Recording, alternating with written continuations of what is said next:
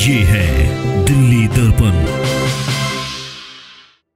बंधुगण, जिस प्रकार से अरविंद केजरीवाल जी का शासन दिल्ली में रहा, जिस प्रकार से काम नहीं करना और एक माहौल ऐसे बनाना जिससे यह प्रतीत हो कि वो बहुत मेहनत कर रहे हैं, बहुत परिश्रम कर रहे हैं और सिस्टम को सुधारने की कोशिश कर रहे हैं, आज एक उदाहरण के सहित हम उनके इस पोल को खोलेंगे।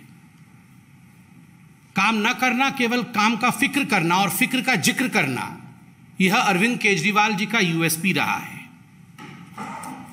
और खास करके विज्ञापनों के माध्यम से अपने पार्टी के भिन्न भिन्न विषयों को आगे बढ़ाने की चेष्टा करना, जो धरातल पे वास्तविकता नहीं है। आजकल भी हम टीवी ऑन करते हैं तो पंजाब के आदरणीय मुख्यमंत्री जी को एक एंटी करप्शन हेल्पलाइन के साथ देखते हैं। मुझे याद आता है जब पहली बार दिल्ली सरकार गठित हुई थी 2014 में, तो उस समय अरविंद केजरीवाल जी ठीक इसी प्रकार टीवी में आते थे और कहते थे कि आप में से कोई भी करप्शन को मत सहना, अगर कहीं भ्रष्टाचार होता है तो हम एक फ़ोन नंबर देंगे, आप तुरंत उस पर फ़ोन कर देना, मैं बैठा हूं, मैं पकड़ लूंगा उन लोगों को और सारे भ्रष्ट लोग जेल के पीछे होंगे। उन्होंने किसी को नहीं छोड़ा था। शीला दीक्षित जी के विषय में तो एक अटैची थी उनके पास, वहां से लेके लालू प्रसाद यादव इत्यादि 13 लोगों की लिस्ट भी थी। आज कुछ खुलासा हम तथ्यों के माध्यम से करने वाले हैं। अरविंद केजरीवाल जी अर्थात आम आदमी पार्टी का जो पहला कार्यकाल था दिल्ली में सरकार के रूप में, वह 28 दिसंबर 2013 से 14 फरवरी 2014 तक का था। 8 जनवरी 2014 को आप सभी को याद होगा, एक भ्रष्टाचार विरोधी helpline, anti corruption helpline Arvind Kejriwal ji ने स्वयं लॉन्च किया था। वो नंबर भी आपको याद होगा, बहुत विज्ञापन हुआ था उस नंबर का, 01127357169।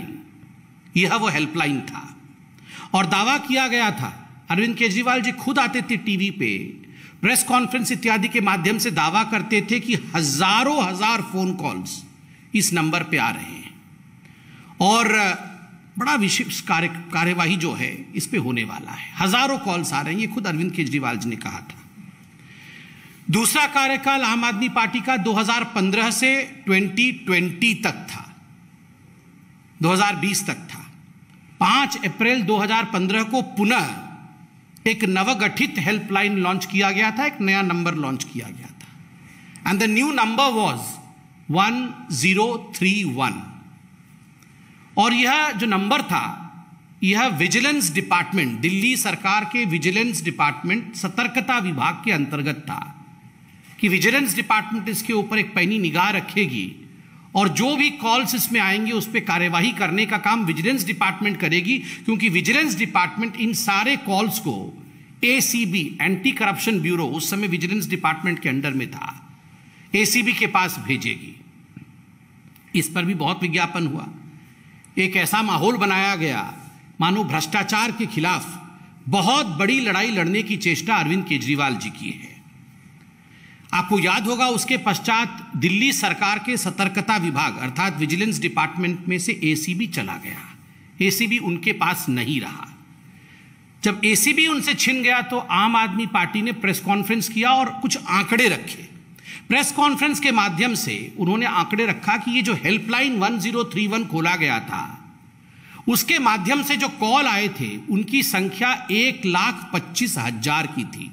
1,25,000 calls were received through this helpline, the anti-corruption helpline, that is 1031.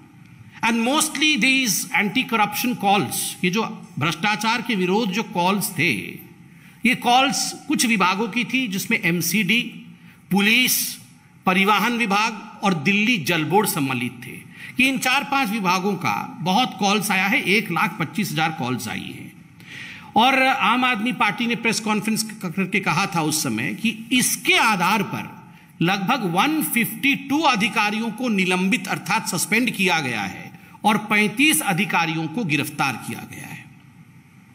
एक आरटीआई का सिलसिला चालू हुआ, राइट टू इंफॉर्मेशन है, लोगों ने जानना चाहा कि वास्तविकता इस नंबर का क्या था, कितने लोगों को वास्तविक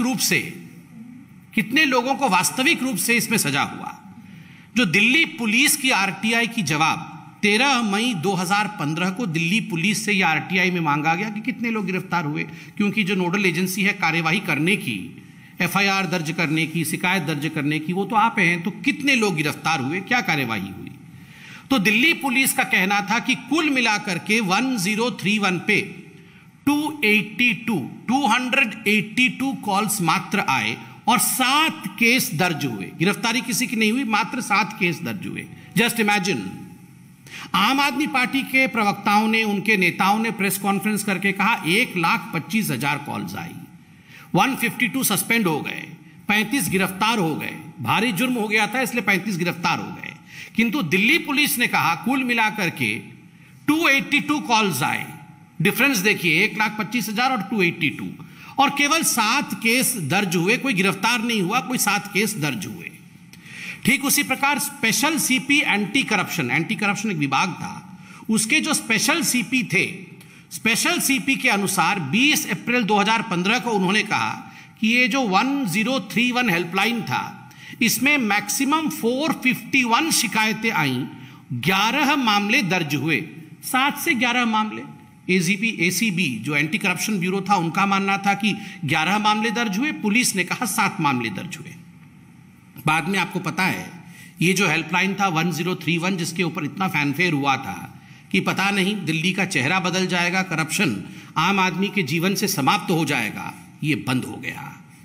ये कोविड हेल्पलाइन में परिवर्तित कर दिया गया और अभी भी ये बंद है। आज पंजाब के चीफ मिनिस्टर इसी प्रकार के एक हेल्पलाइन को लेकर वो कहीं ना कहीं पंजाब बदल जाएगा इस प्रकार की राजनीति भी कर रहे हैं। और आपको जान के आश्चर्य होगा कि उस समय के जो एसीबी अधिकारी थे, ये ऑन रिकॉर्ड है, ये पब्लिक में है, कि उस समय के जो एसीबी अधिकारी थे, उन्होंने कहा कि ये जितने भी 1031 पे कॉल आए थे उनका कोई रिकॉर्ड नहीं है, no record keeping could be done. Why? क्योंकि ये सब दिल्ली सरकार ने उस समय निजी स्वयं सेवकों को रखा था। निजी मतलब अपने ही जो सिविल सोसाइटी के लोग होते हैं, एनजीओ के लोग होते हैं, उनको रखा था इस काम को करने के लिए। सो दे वर नॉट क्वाइट डेप्थ। उनको पता नहीं था कि इस प्रकार इस हेल्पलाइन को हैंडल करना है, इसलिए कोई रिकॉर्ड कीपिंग नहीं हुआ है। इसलिए यह बताना संभव नहीं है कि वास्तविक रूप में किसी पे काम हुआ है या नहीं हुआ है। खोदा पहाड़ निकली चुहिया, एक मुहावरा है। आप सोच के देखिए, इतना कुछ कहा गया था। अरविंद केजरीवाल जी किस तरह हाथ ऐसे ऐसे करके प्रेस कॉन्फ्रेंस करते थे रोज कि हम भ्रष्टाचार समाप्त कर देंगे, आप बिल्कुल डरिएगा मत, मैं बिल्कुल हूं ना, मैं, आप फोन करिए, मैं बैठा हूं, सारा भ्रष्टाचार समाप्त हो जाएगा, क्योंकि ये हेल्पलाइन ही सब कुछ है। कुछ नहीं हुआ, किसी के खिलाफ केस नहीं हुआ है, कोई जेल नहीं गया है, इतने वर्ष बीत गए। ये जो इनकी रणनीति है, कुछ नहीं करना, केवल जिक्र करना और जिक्र का फिक्र करना, आज उसी विषय में ये प्रेस कॉन्फ्रेंस है। और बाकी बहुत सारे विषयों को लेकर अभी आदेश गुप्ता जी, हमारे दिल्ली प्रदेश अध्यक्ष, आपके सामने रूबरू होंगे। माननीय आदेश जी। धन्यवाद माननीय संबित पात्रा जी। अभी सभी पत्रकार मित्रों को मेरा नमस्कार। अभी बड़े विस्तार से दिल्ली में अरविंद केजरीवाल की भ्रष्टाचार विरोधी हेल्पलाइन के बारे में उनका पोल खोलने का काम संबित जी ने किया है, और दिल्ली के मामले के अंदर भी मैं कुछ बातें आपके सामने साझा करना चाहता हूं। दिल्ली के मुख्यमंत्री जी जिस समय पंजाब के अंदर उनकी सरकार बनी, तो उन्होंने ट्वीट किया कि हमने 11 दिन के अंदर दिल्ली के अंदर एक परिवर्तन किया, एक पंजाब के अंदर कट्टर ईमानदार सरकार आ गई है।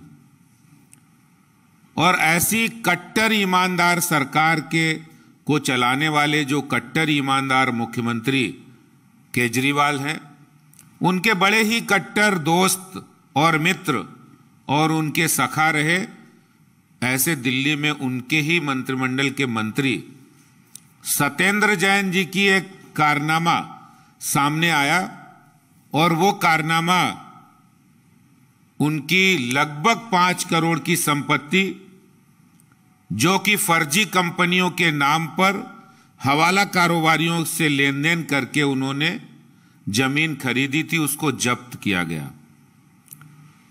और यह कार्रवाई बहुत नई नहीं है, पिछले 5-6 सालों से उन पर यह कार्रवाई चल रही, उस पर जांच चल रही। और उस जांच के दौरान यह पाया गया कि किस तरह से सरकार का जो वो उपयोग कहते हैं उसको दुरुपयोग कर रहे थे, अपने पद का दुरुपयोग कर रहे थे। किस तरह से दिल्ली के कट्टर ईमानदार मुख्यमंत्री के कट्टर दोस्त और चहेते सत्येंद्र जैन के हवाला कारोबारियों से जो लेन देन था उसमें 16.38 करोड़ रुपया हवाला कारोबारियों से लेन देन किया। और खुद हवाला कारोबारियों ने इस जांच के दौरान बताया, जीवेंद्र मिश्रा, अभिषेक चोखानी, राजेंद्र बंसल। और ये बात यही नहीं रुकी, उसके बाद उन्होंने मंत्री पद रहते हुए 3 कंपनियां जो शेल कंपनी है जिसमें हवाला का पैसा वो लेते थे, Indo metal impex private limited, Akinchan developers private limited, Prayas info solutions private limited, ये वो कंपनियां हैं जिनको चलाने का काम सत्येंद्र जैन और उनके परिवार के लोग करते हैं। शेल कंपनी है, इसमें जितना उनका नंबर 2 का पैसा हवाला के थ्रू वो लेते थे और इससे करते क्या थे, ये बात भी बहुत जानकारी आपको दे रहा हूं। वो दिल्ली में इससे जमीनें खरीदते थे, क्योंकि सैया भय कोतवाल तो हमें डर काएगा। खुद मुख्यमंत्री उनके दोस्त है, मुख्यमंत्री जी पूरा शेल्टर दिए है और उनको मंत्रालय भी वो दे रखे, यूडी मिनिस्टर हैं, पीडब्ल्यूडी मिनिस्टर हैं। क्योंकि सड़क कहां से निकलेगी, कहां की जमीन कब महंगी होगी, ये सब अगर किसी को पता है तो वो दिल्ली में सत्येंद्र जैन को पता है।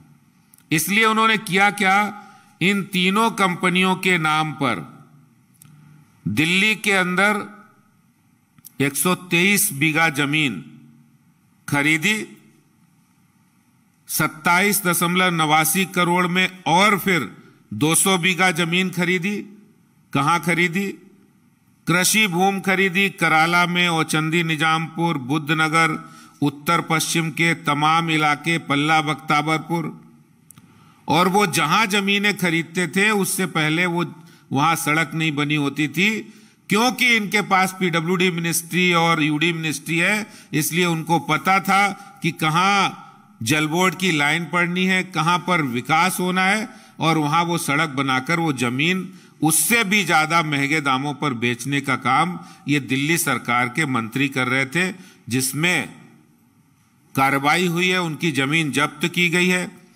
ये मैंने एक खुलासा कट्टर ईमानदार मुख्यमंत्री के बारे में, कट्टर ईमानदार सरकार के बारे में कहा है, क्योंकि उनका काम नहीं है, इसीलिए वो कोई कार्रवाई नहीं करते हैं। जितनी भी जांच के बारे में संबित जी ने बताया है, दिल्ली जल बोर्ड के 60,000 करोड़ रुपया दिल्ली जल बोर्ड को इन्होंने दिया। आज अगर कोई एक सामान्य से सामान्य गृहिणी भी होती है तो 25, 30, 40 हजार रुपए घर का खर्चा होता है, उसका भी क्या आय और क्या व्यय है उसका भी ब्यौरा होता है। लेकिन 60,000 करोड़ रुपए का ब्यौरा दिल्ली में अरविंद केजरीवाल सरकार ने अभी तक नहीं दिया है।